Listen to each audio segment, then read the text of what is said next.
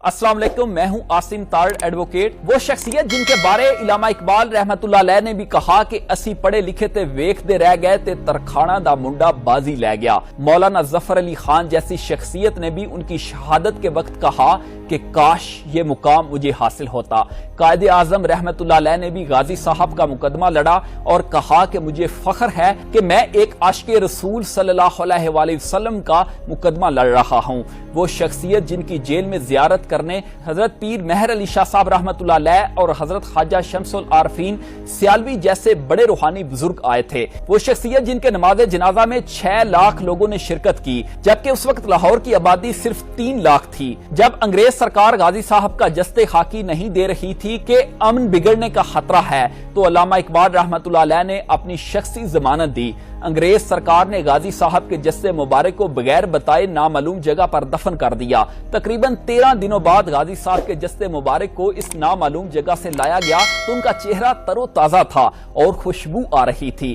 غازی علم الدین برے اعظم پاک و ہند کا وہ ستارہ تھے جنہوں نے ملعون راجپال کو موت کے گھاٹ اتار کر اپنے دین کی نہ صرف لاج رکھی بلکہ ناموس رسالت صلی اللہ علیہ وآلہ وسلم کا جھنڈا بھی سر بلند کر دیا۔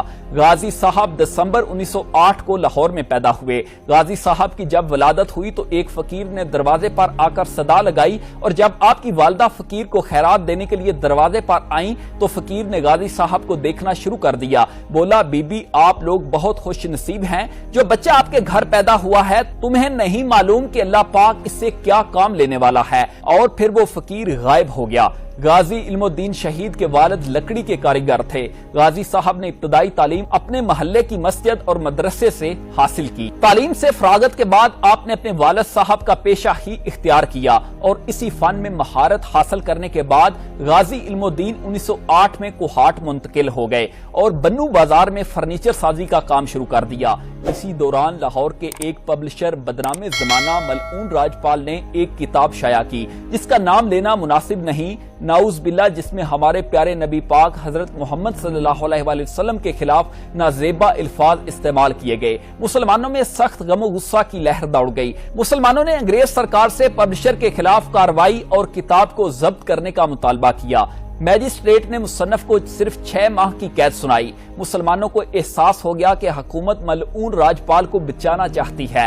لاہور کے غازی خدا بخش نے 24 سپتمبر 1928 کو اس گستاخ کو نشانہ بنایا، لیکن راجپال اپنی جان بچانے میں کامیاب ہو گیا۔ غازی خدا بخش کو 7 سال کے لیے جیل میں بند کر دیا گیا۔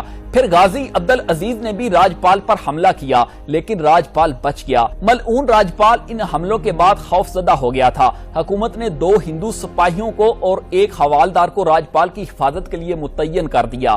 راجپال اسی خوف کی وجہ سے لاہور چھوڑ کر کچھ عرصہ کے لیے کاشی کتہار اور متھرا نامی جگہ پر چلا گیا، پھر چند ماہ کے بعد واپس آ کر دوبارہ کام شروع کر دیا۔ اس دوران مولوی نور الحق جو مسلم اخبار آؤٹ لک کے مالک تھے، انہوں نے راجپال کے خلاف لکھا تو ان کو بھی 2 ماہ سزا ہوئی اور 1000 جرمانہ ہوا۔ اس دوران مسلمان جگہ جگہ احتجاجی مظاہرے کرتے رہے۔ مسلمانوں کے اجتماع، جلسے، جلوس جاری تھے۔ 31 مارچ کو غازی علم الدین شہید نے مولانا عطا اللہ شاہ بخاری کی تقریر سنی کہ راجپال گستاخ رسول ہے، ناموس رسالت صلی اللہ علیہ وآلہ وسلم کے لیے اپنی جانیں قربان کر دیں۔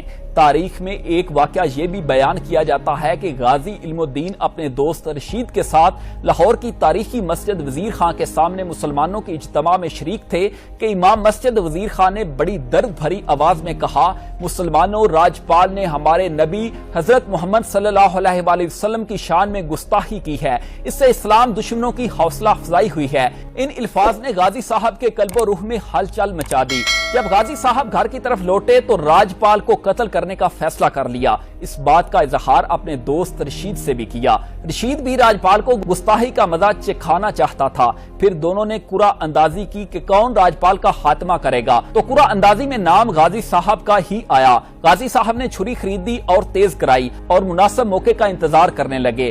آخر وہ دن آ گیا جب غازی صاحب نے 29 اپریل 1929 کو راجپال کو صبح سویرے جب وہ اپنی دکان میں موجود تھا ایک ہی وار میں اس کا کام تمام کر دیا۔ صبح ہونے کی وجہ سے ابھی راجپال کے محافظ پولیس والے بھی ڈیوٹی پر نہیں تھے۔ غازی صاحب پرسکون رہے، فرار کی کوشش نہیں کی اور موقع پر گرفتاری دے دی۔ کیس شروع ہو گیا۔ قائد اعظم غازی علم الدین شہید کے وکیل تھے۔ ایک موقع پر قائد اعظم رحمت اللہ علیہ نے غازی صاحب کو کہا کہ وہ جرم کا اقرار نہ کریں تو میں اس کیس میں آپ کو بچا لیتا ہوں۔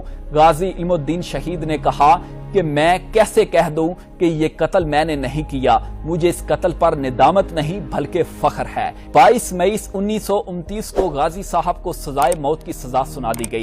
اس فیصلے کے خلاف اپیل ہائی کورٹ میں ہوئی جو خارج ہو گئی۔ پھر قائد اعظم نے لندن کی پیروی کورٹ میں اپیل کی، وہ بھی خارج ہو گئی۔ 31 اکتوبر 1929 کو غازی صاحب کو ظالموں نے تختہ پر چڑھا دیا اور شہید کر دیا۔ آپ کے جستے خاکی کو بغیر بتائے نامعلوم جگہ پر دفن کر دیا گیا، جس کی وجہ سے پورے ملک میں شدید احتجاج ہونا شروع ہو گئے۔ حالات کے پیش نظر علامہ اقبال اور چند معزز ہستیوں نے گورنر پنجاب سے ملاقات کی۔ علامہ اقبال نے شخصی ضمانت دی اور گورنر نے اس شرط پر غازی صاحب کا جستے خاکی حوالے کرنے کی حامی بھری کہ کوئی مظاہرہ نہیں ہوگا اور پرامن طریقے سے تدفین کی جائے گی۔ اس وفد نے شرط منظور کر لی۔ اس وفد نے میجسٹریٹ مہدی حسن کی قیادت میں میاں والی سے غازی صاحب کا جستے خاکی وصول کیا۔ گواہوں کے مطابق جسم صحیح سالم تھا، بلکہ کوئی تعفن نہیں تھا، چہرے پر جلال اور امتزاج تھا اور ہونٹوں پر مسکراہٹ تھی۔ غازی صاحب کا جنازہ لاہور کی تاریخ کا سب سے بڑا جنازہ تھا۔ 6 لاکھ لوگ شریک تھے۔ لوگوں نے عقیدت میں اتنے پھول نچھاور کیے کہ میت چھپ کر رہ گئی۔ ان کی نماز جنازہ قاری شمس الدین نے پڑھائی۔ یونیورسٹی گراؤنڈ میں غازی صاحب کی نماز جنازہ ادا کی گئی۔ تدفین کی سرپرستی مولانا ظفر علی خان، علامہ اقبال اور سید دیدار علی شاہ نے فرمائی۔ مولانا دیدار علی شاہ اور علامہ اقبال نے اپنے ہاتھوں سے شہید کو لحد میں اتارا۔ تدفین سے پہلے علامہ اقبال آپ کی قبر میں لیٹے اور پھر باہر نکل آئے۔ لوگوں نے پوچھا جناب یہ کیا ماجرا ہے؟ آپ نے کہا قیامت کے دن یہ مٹی گواہی دے گی کہ اقبال نے عاشق رسول صلی اللہ علیہ وآلہ وسلم کی مٹی کو چھوا تھا۔ جب انگریز سرکار نے غازی علم الدین شہید کو پھانسی دی، اس سے پہلے جب غازی صاحب کی ماں سے ملاقات ہوئی، ماں نے سینے لگایا تو آہیں نکل گئیاں، چیخاں نکل گئیاں۔ غازی صاحب نے کہا ماں نہ رو، آج حوریں بھی آپ کو مبارکباد دے رہی ہیں۔ ماں نہ رو، آج فرشتے بھی تمہاری طرف دیکھ رہے ہیں۔ ماں نہ رو، میں ناموس رسالت صلی اللہ علیہ وآلہ وسلم کے لیے جان قربان کر رہا ہوں، آپ کے آنسوؤں کا مول پڑ جائے گا۔ غازی صاحب کا 22 مئی 1929 کو 128 پاؤنڈ وزن تھا۔ پھانسی کا مجرم جتنا دلیر ہو اس کا وزن کم ہوتا ہے، لیکن یہاں انوکھی دنیا کی مثال تھی۔ شہادت کے دن غازی علم الدین شہید کا وزن 140 پاؤنڈ تھا۔ عبداللہ وارڈن اس طرح بیان کرتا ہے، 31 اکتوبر 1929 کو جب غازی علم الدین شہید کو پھانسی ہونا تھی، اس سے ایک روز پہلے میں حسب معمول غازی صاحب کی کوٹھڑی کا پہرا دے رہا تھا۔ پیدل چلتے ہوئے میں کوٹھڑی سے ذرا فاصلے پر عام قیدیوں کی بیرک کی طرف آ گیا۔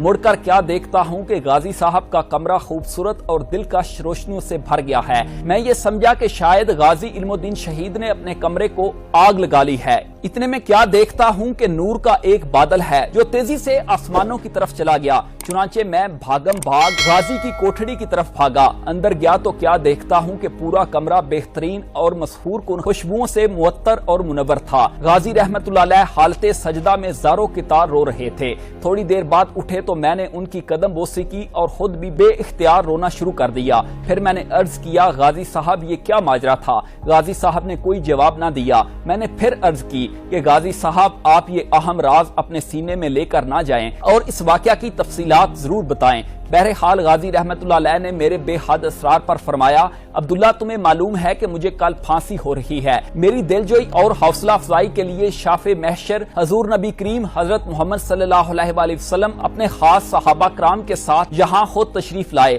اور بڑی محبت اور شفقت فرمائی۔ اس موقع پر حضرت علی رضی اللہ تعالیٰ عنہ نے مجھ سے پوچھا کہ تمہیں پھانسی کا خوف تو نہیں ہے؟ میں نے عرض کیا حضور بالکل نہیں۔ فرمایا بیٹا اگر کوئی خوف ہے تو آؤ ہمارے ساتھ چلو۔ میں نے پھر عرض کیا حضور نہیں، ایسی کوئی بات نہیں، میں تو بہت خوش اور مطمئن ہوں۔ پھر پیارے آقا مولا حضور نبی کریم صلی اللہ علیہ وآلہ وسلم نے میرے سر پر اپنا دست مبارک رکھا اور فرمایا پھانسی کے وقت جیل حکام تم سے تمہاری آخری خواہش پوچھیں گے، تم کہنا کہ میرے ہاتھ کھول دیں۔ میں پھانسی کا پھندا چوم کر خود اپنے گلے میں ڈالنا چاہتا ہوں تاکہ دنیا کو معلوم ہو جائے کہ مسلمان اپنے پیارے نبی پاک صلی اللہ علیہ وآلہ وسلم کی عزت اور ناموس رسالت صلی اللہ علیہ وآلہ وسلم کے تحفظ کے لیے اپنی جان کا نذرانہ پیش کرنا سب سے بڑی سعادت سمجھتے ہیں۔ دوسرا یہ کہ تم روزہ رکھ کر آنا، میں تمام صحابہ کرام اور فرشتوں کے ہمراہ حوض کوثر پر تیرا استقبال کروں گا اور ہم سب روزہ اکٹھے افطار کریں گے۔ لاہور میں چبرجی کے نزدیک بہاولپور روڈ کے کنارے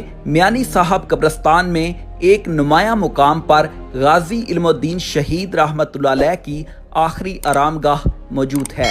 مزار کے چاروں طرف برآمدہ ہے۔ مزار کے مشرق میں غازی صاحب کے والد محترم اور والدہ محترمہ کی آرام گاہیں ہیں۔